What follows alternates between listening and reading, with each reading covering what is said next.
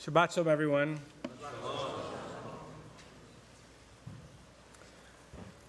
For those of you who may remember or heard about a certain Yom Kippur sermon a few years ago, I want you to rest assured that this sermon is not about eating plants. Okay? You can eat whatever you want. But I did want to go back to a period in my life, just for a moment.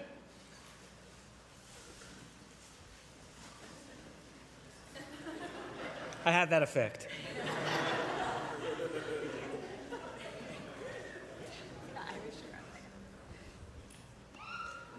I want to go back just for a moment to a period of my life that began a trajectory that, as many of you know, ultimately ended in a decision to be a plant-based eater. But it began much earlier than that. It began in 2008, I believe, when I was doing some research for a sermon that I was going to be giving on the high holidays in my former community in New York. And the topic of the sermon, the title of the sermon, was why offer a peck when you can really give a kiss? And I meant it both in our interpersonal relationships and also in our observance of Judaism and mitzvot. And I started thinking about kashrut and how a lot of modern kashrut, even for the most observant and frum of people, is a peck. We're not really thinking when we make these decisions and choose this hechsher over another hechsher about elevating our eating to divine consumption. We're checking off boxes, as many of us do in many aspects of our lives, religious and personal. And it may be that passive observance of a mitzvah gets you some kind of celestial credit, but it can leave you with a dried out, desiccated relationship with God and with Torah and with Judaism. And because of that research, I started my own personal trajectory to make my kashrut, my choices of what I eat, more in line with what I understand to be a divine expectation of what a human being should do and eat. Thinking about that now 16 years later reminds me of a rather fantastical story from the Zohar. The Zohar is Judaism's most central and complicated mystical text. If you're going to take in a story from the Zohar, you have to suspend disbelief a bit.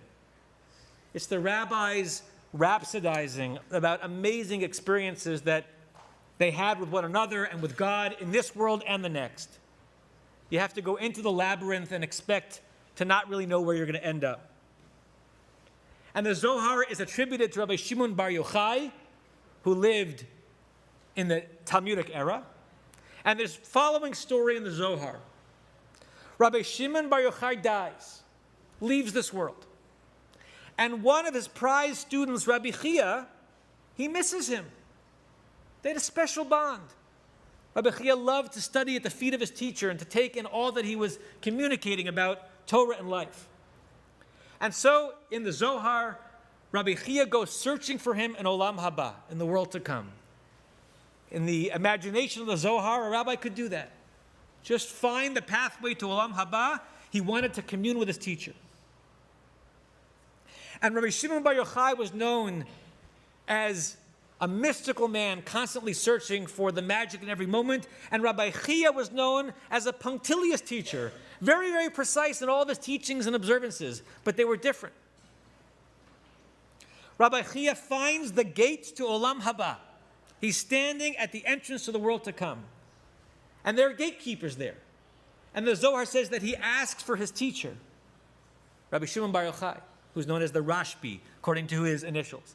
And the gatekeepers go find Rashbi. What's he doing? He's teaching in the celestial yeshiva, giving a class. And when the gatekeepers come to tell him that his student Rabbi Chia is there waiting for him, he says to the gatekeepers, give this message to Rabbi Chia.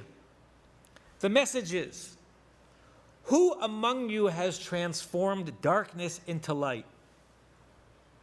And have you transformed the taste of bitter into sweet? Are you among the people who have awaited eagerly every day the light that shines? Because one who does not await eagerly for that has no part in this place. The Zohar says that his teacher denies Rabbi Chia access to Olam Haba. It's a subtle but very real critique of his student and of the type of Torah taught by Rabbi Chia, who was an honored and honorable man. That when you live without splendor and you live without awe, if you live your Judaism and your life with a peck and not a kiss, something's missing. He was telling his student, you're alive, Rabbi Chia, and I'm not. But you're barely awake.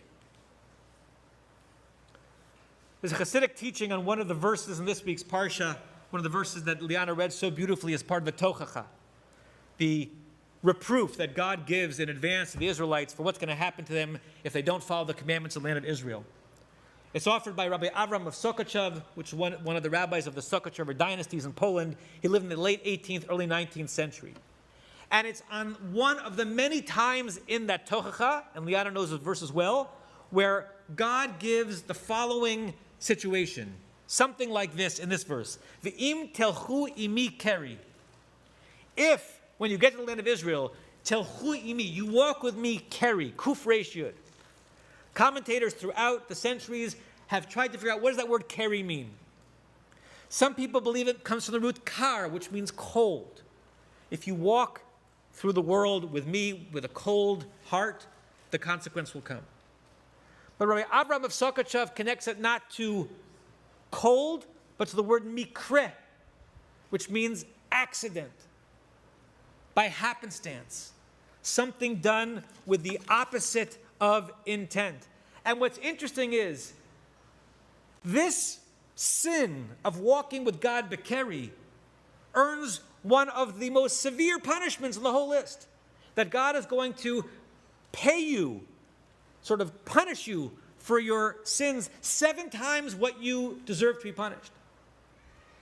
The worst punishment in this list is not offered, he says, for the abrogation of the law, not for not following the mitzvot, but for doing everything you're supposed to do, kind of by accident, as if you haven't really thought about it, as if it just happened by happenstance. The worst punishment is for doing the law and fulfilling your obligations, but with no attention and no intention, no preparation and no presence. That early 19th century critique burns really harshly, particularly in this generation. How many of us can think back to a moment recently where we were talking to our beloved with our face in the phone? Or being in the same room as your child, but focused on the newspaper and the headlines and the doom scrolling. Or praying, as you might already have done today and might do in the next few minutes, and saying the words, and rushing to finish, and never letting the experience penetrate, or even having a chance to penetrate. I was talking about this topic with my dear friend, Rabbi David Ingber, who's a rabbi of Romamu, New York. I asked him, what did this teaching bring up for him? And he says it reminded him, or it brought up for him, the contrast between, on the one hand, fake it until you make it, and living what he calls a pretend life, a pretend love. Fake it until you make it is actually admirable and obligatory in some aspects of life. It takes a certain courage and discipline to go through the valleys that appear in all relationships and with things and people that matter. You go through those valleys to earn the peaks because you know the peaks are possible. You engineer yourself back towards those peaks with a little bit of intentional faking it so that you have a chance of making it. But it's another thing entirely to be just pretending because you don't have the energy, because you give yourself permission to be absent, even when you're pretending to be present. And who gets injured in those moments, those missed moments of relationship between you and others, and you and God, and you and Torah? They get injured, whoever the they are. The bond itself gets injured. And you do too.